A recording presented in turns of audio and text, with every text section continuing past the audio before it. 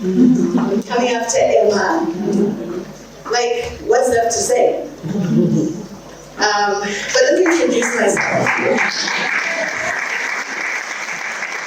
I love the vibe in here. So my name is Nemapare, and this is my year of yes. I'll start with that. Yes, last year was a horrible year for me. And I went into 2024 saying, why is it that I'm always so I'm declining every invite? I'm declining every opportunity to share. What is that within me that makes me insecure? So I'm about to be very vulnerable. Cheer me on, ladies, come on.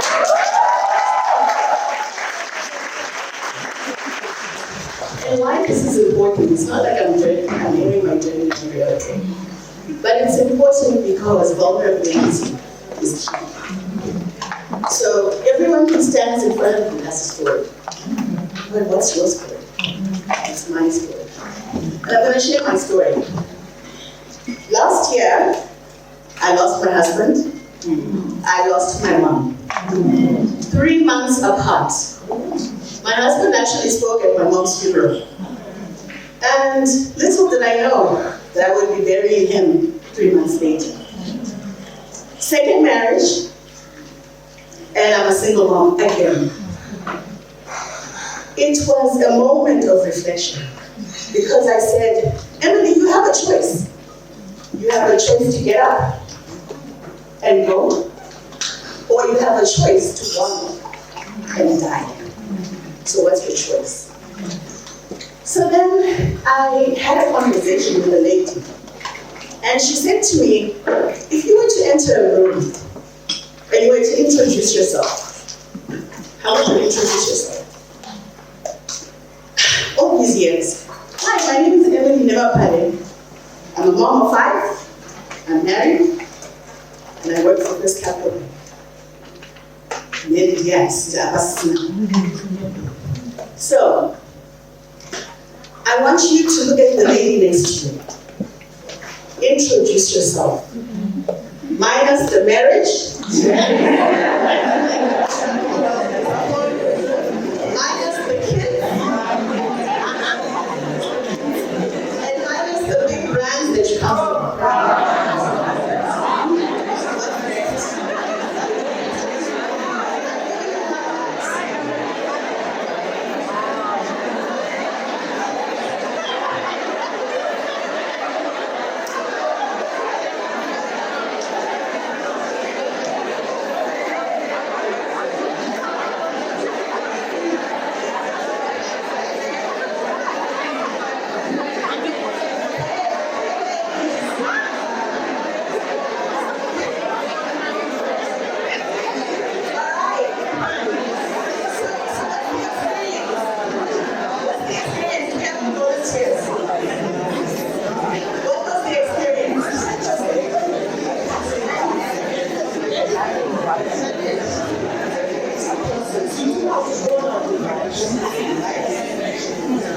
So how do we define ourselves? We define ourselves by other things, right? But do we know who we are? Who are you? So I had to ask myself, who am I? And I moved from Emily Nemapare, mother of 5, married, head of marketing for Capital, to Emily Nemapare. I'm passionate about storytelling. And I've got a purpose-driven life. Because you have to connect. So before you even start getting tactical in the workplace, it has to start with you. It's a tough task because we're trained not to be respect. We're trained to live for other people. But whoever asks how you're feeling? Because you guys are caregivers, right? So we're always wanting to see how other people are feeling. But out of here today, you need to lead with purpose. Understand who you are. Can I have the first slide, please? So, you can only be who you believe you are. Low self-esteem, low expectations to succeed is exactly what you'll exhibit. Well, we're not as rare. We're not going to share so. How many times did you judge? Or you're talking about judging just now.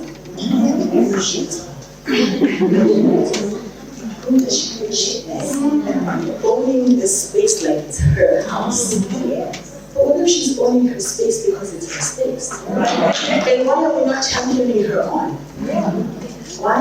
Because we have our own insecurities. So if you have low self-esteem, how are you going to be a high flyer?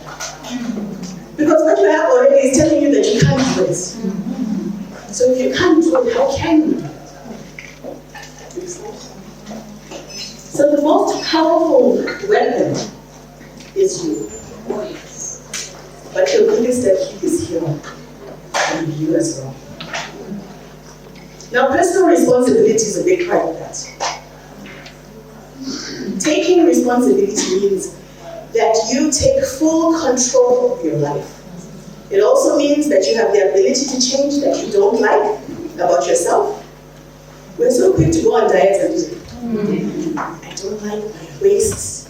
I don't everything physical. We think that we can quickly fix it. Everything emotional, we don't want to deal with. So why are we not fixing the emotional parts? I have a quick temper. You're not just you're not just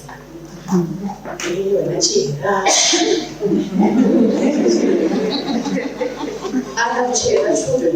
I really think that is promoting that behavior. Why do we say that?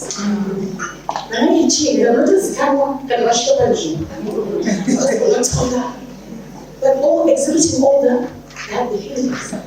What if a chihera was confident? Would you still call her a chihera? Or would you call her something else? Fear is our biggest problem. So in the workforce, in the workplace, we've got a lot of fear. We fear to make mistakes. Who's scared of making mistakes here? I used to sit in meetings and I would never raise my hand. Sounds familiar? Maria was talking about it, I think everyone mentioned it as well. Why would you go into a meeting and not wearing a seat? If you are sitting in that meeting, it means that someone has found value in you. So contribute, because you know that you have something to contribute. To admit that we don't know. Wow. You're sitting in a meeting, and there are many bankers in here today. Cinema acronym. You're sitting in a meeting, right, with accountants, and they're throwing out these acronyms. Oh, marketing. Can I have a dictionary? Instead of raising your hand to say, what is that acronym? Leave the room with knowledge. We keep quiet. We don't like to acknowledge our shortcomings. Feedback is very important. Are you open to taking feedback? Because we have to give feedback, ladies. We do that. But not everyone's opinion is right. So learn to sift through the opinions that matter. Own your mistakes and be teachable. Because the person who can say, you know what, Matilda, I'm sorry I did that. I own the mistake that I did today. Teach me to do better. There's vulnerability there. And you leave a bigger, better life. So find power in responsibility. Understand? Purpose. Someone was saying, what's your purpose? I think the lady that was here just now, the MC. She was saying, what is your purpose? So do you know your purpose? What is it that God made you to do? What do you want from life? So you're working in a bank, you're working in an institution, and you're just riding the tide. What is your God-given purpose? Where are you now? And where do you want to go? So do you want to sit at the table? Not all of us want to sit at the table, guys. Not office. Some of us want businesses.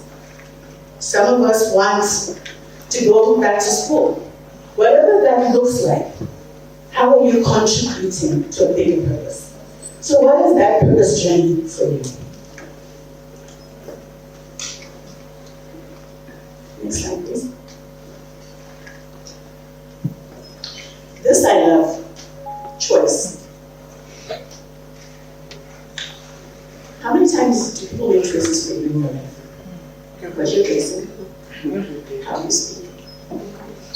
If I had people making choices for me every day, I wouldn't be standing here today for you. You have to be able to make your own choices. This is the bedrock of freedom. In any way, in any place. Self-empower yourself to make choices.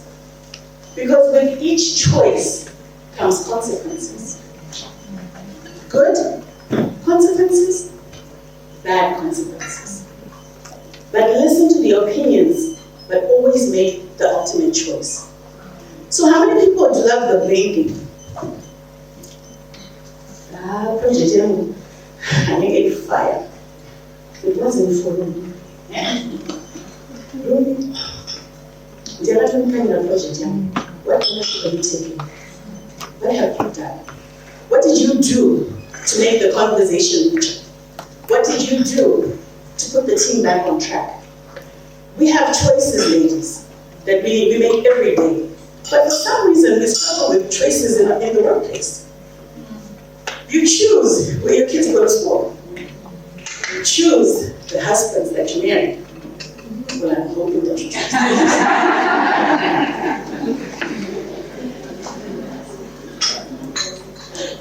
But do you choose your career path? And I think that's the biggest learning here. If you are not in control of the choices that you make, we then blame other people.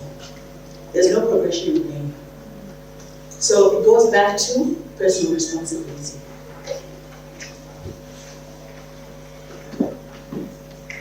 Next slide, please. Controlling your emotions. This I think has been spoken about already. But I've learned the art of pausing. Never let your emotions override your intelligence. I think there's a lady who spoke before me, and she said that, she said, commenting on emotions, which was saying, emotions are not the best thing to exhibit. I think emotions are very natural. If you're angry, be angry, but not at the table. So there's a woman that I worked for, and what she did, she was sitting at the table in our exco meetings. She would take a bottle of water. She was being under attack at the time.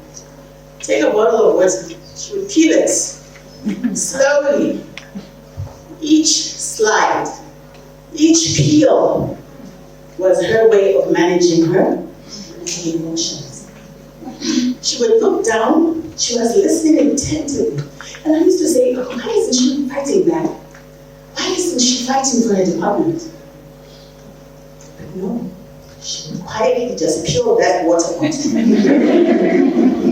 And then when the peel finished, she peeled some more. The scraps until there was nothing. But what she had done was she had mastered the art of pausing. Her response to the onslaught was incredible. She had managed to gather her thoughts, strategize on who is sitting around the table, and she never spoke in anger. Never, not one day. She never cried, because you can be targeted in the workforce. She never cried. I'm sorry, crying is sacred. Go into the toilet and cry. Wipe your tears, come back to the desk. But never show people your tears. It is the biggest vulnerability you can do to any person, even women within the workforce. I don't believe in crying. But I believe that there are ways of expressing yourself. So never let your emotions overpower your intelligence. Plan, plan, plan. A goal without a plan is a wish. You're wishing. I wish I could do a campaign. I wish I can do this. I wish I can achieve this objective. And plan is very important because there are short-term plans, there are medium-term plans, and there are long-term plans. And you have a higher success rate to achieve your ultimate goal if you simply plan. And I hate planning. Like, I'm a creative, so I feel instinctively like that planning just stops me from creatively thinking. Why? Because it makes me accountable. And accountability is a tough one. Because if you put out there that I'm going to finish X, Y, Z, and you don't, you're accountable for that failure. But you pick yourself up and you do it again. Mistakes are wonderful. Why? Because they allow you another opportunity to refine it, to do it better next time. So don't be scared of mistakes. They grow you as an individual. So,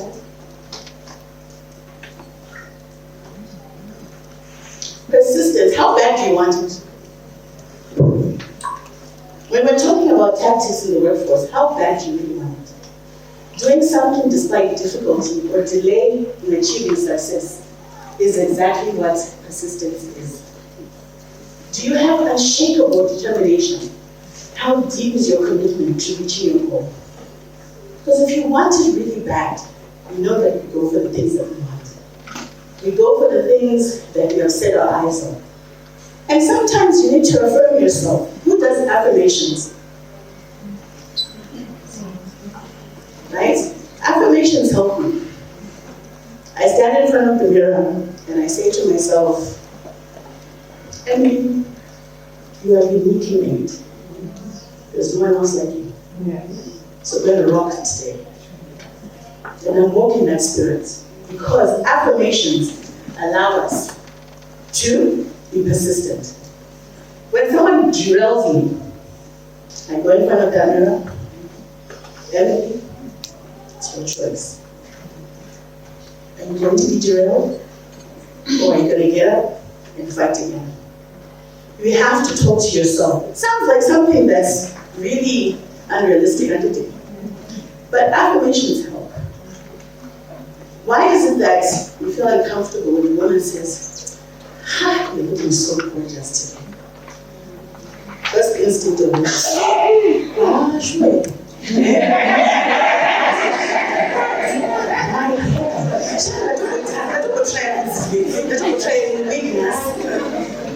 why can't we accept when someone says, "You know what, you're beautiful, and you're doing a damn good job"? But then later it starts with something. Perseverance is very important in this. So it's about your determination. So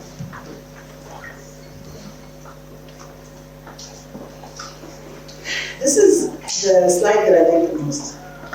It's things that have helped me through my journey.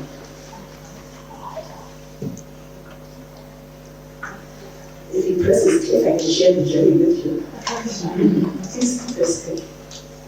So mastering others is strength. Mastering yourself is true power.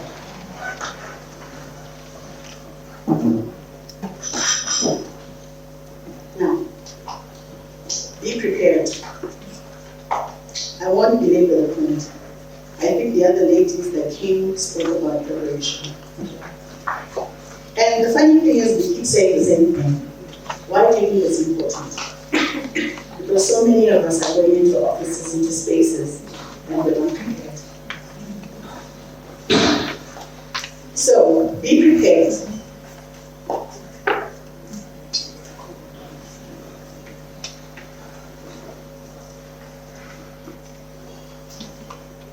Build a village. Who's your village? It's so important for us to have the right cheerleaders. In this room, there are cheerleaders. I gave myself to you, I was vulnerable, and you were cheering me on. When I started a project about 2 years ago, I had a very close friend tell me, Emily, you want to start this project? Go out and work so much. Nah, this won't be received well by people. I was like, what are you saying? This is my purpose. She goes,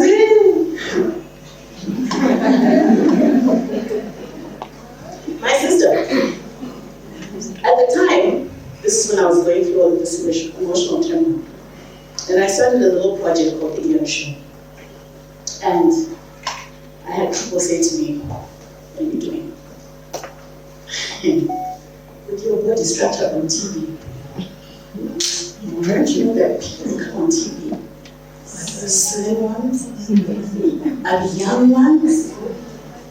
And I said, yo, with my 53-year-old self here, I'm going to go on that screen and I'm going to share my story.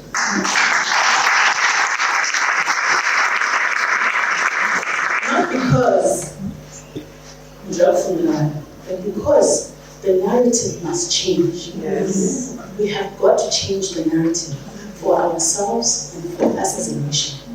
And who starts with that? It's you. So you have to do it, and you have to do it. So I did my first season of The Ian Show. Whew. Wow. It's actually on NBC. Yo, this is me. I called my mom, she was still alive. She goes, make up your own words this way. I was like, Mom, I'm trying to change lives here. I'm like, you're not my village right now. But your village is very important because those are the people that will push you over the edge when you're scared to make that leap. So surround yourself with cheerleaders. Understand your businesses. It's been spoken about already. I'm a marketing professional. Why should you do anything this? Why? You cannot execute if you have no view, no purview of the total business. Know your risk. Know your commercial business. Those who are in banking. Know every aspect of the business so that you can contribute as a leader.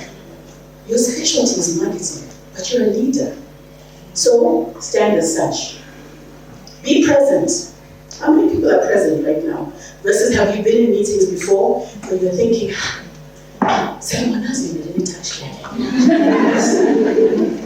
When I get home, didn't teach meeting. How many have thought about other things, but you're in meetings?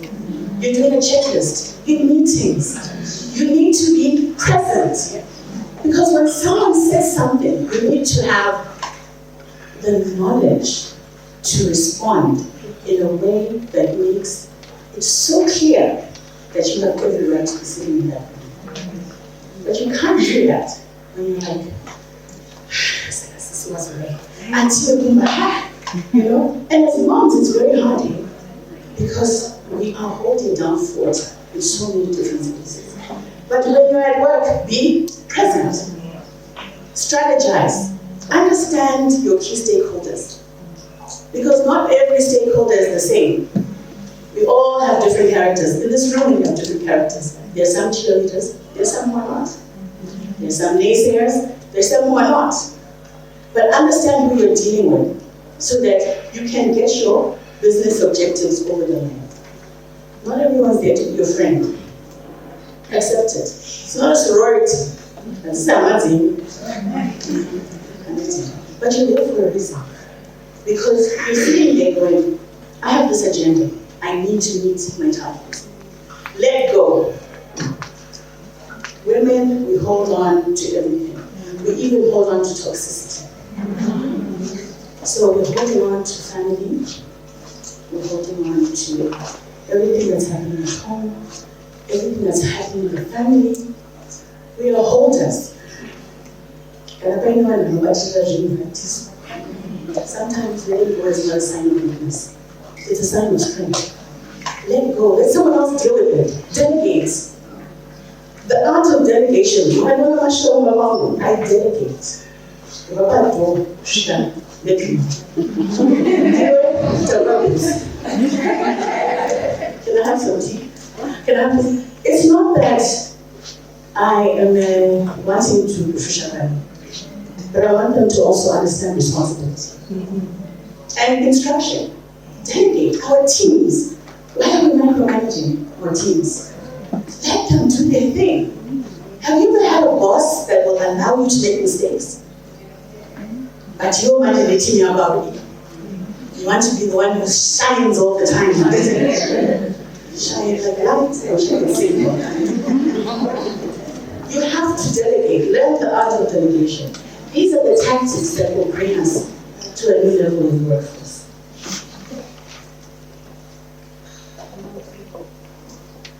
There's no room for mean girls.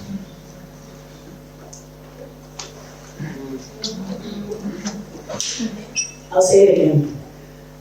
There's no room for mean girls. We actually do not have the luxury of being mean to one another, of stepping on each other, of putting each other down. There are so many other people who are doing that already. As this child, and that's Michelle Obama. We don't have the luxury, ladies, to put each other down in the workforce. We have got to support. But you all watch who support Wada. Can you please pull up your socks as well and be ready to be supported? Because it's not just a tick box exercise, just because I'm a woman, you must support me. No. But if you see your sister astray, pull her aside. My sis, so you have to be able to build for the sake of growth and not to tell someone and not to make them feel vulnerable because you want to destroy their self-esteem. There is no room for mean girls.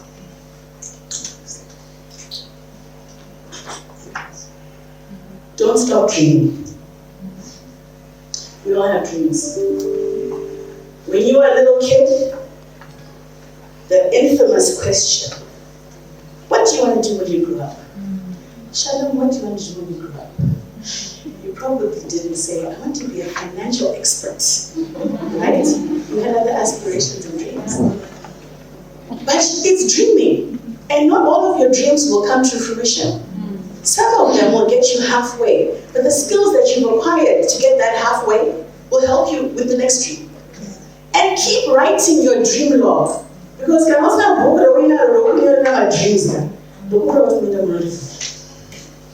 write your dreams. This year, I want to take my kids to Dubai. You dream it. It's a plan. So start working towards it.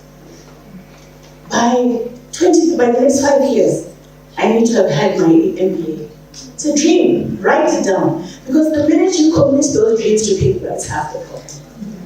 So, we need to see brilliant women being brilliant. I've got a short video, and then I shall exit. She's looking at me like every video over time. But if you can just play the video shortly. This got to me, and I hope that it resonates with you as well.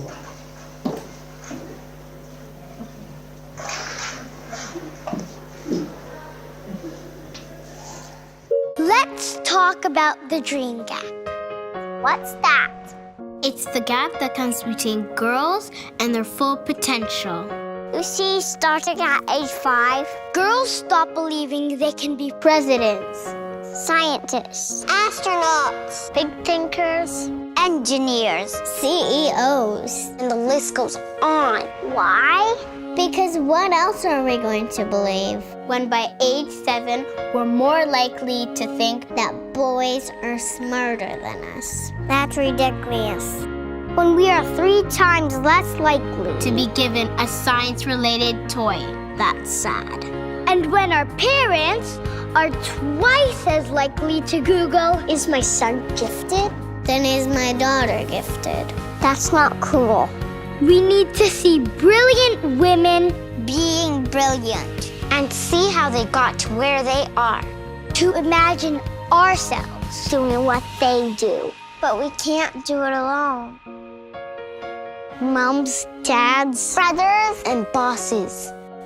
We need all of you to help. We need to close the dream gap. It's up to all of us. So what's your dream? What's your dream? And who's stopping you from that dream? Because those are the tactics that we require. If someone is stopping you from that dream, you're in the wrong space. The dream gap is real. It's real for us, it's real for our kids. This is our opportunity to change and to shape your story. Thank you, ladies.